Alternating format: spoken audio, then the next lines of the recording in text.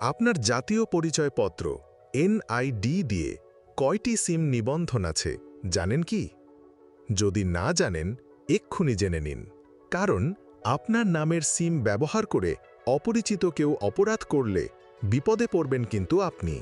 বিটিআরসির official Facebook পেজে প্রকাশিত এক পোস্টে জানানো হয়, কারো নামে যদি 10টির বেশি সিম থাকে তবে অতিরিক্ত সিমগুলো 30 অক্টোবর 2025-এর মধ্যে সংশ্লিষ্ট অপারেটরের কাস্টমার কেয়ারে গিয়ে রেজিস্টার করতে হবে।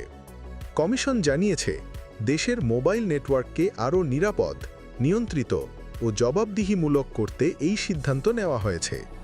আপনার জাতীয় পরিচয়পত্র এনআইডি দিয়ে কয়টি সিম রেজিস্ট্রেশন হয়েছে তা চেক করার সহজ পদ্ধতি হল মোবাইলের ডায়াল প্যাড ব্যবহার করা। এটি করতে কোনো ইন্টারনেট সংযোগের প্রয়োজন নেই এবং পুরো প্রক্রিয়া খুবই দ্রুত সম্পন্ন হয়। ধাপগুলো হল, মোবাইল ফোনের ডায়াল প্যাডে যান এবং *16001# নম্বরে ডায়াল করুন।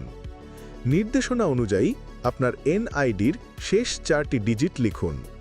কিছুক্ষণের মধ্যেই আপনার মোবাইলে একটি মেসেজ আসবে, যেখানে জানিয়ে দেওয়া হবে আপনার এনআইডি ব্যবহার করে ঠিক কতটি সিম রেজিস্ট্রেশন করা হয়েছে। অচেনা সিম থাকলে সাথে সাথে সংশ্লিষ্ট অপারেটরে অভিযোগ করুন। নিজের নিরাপত্তা নিজেই নিশ্চিত করুন।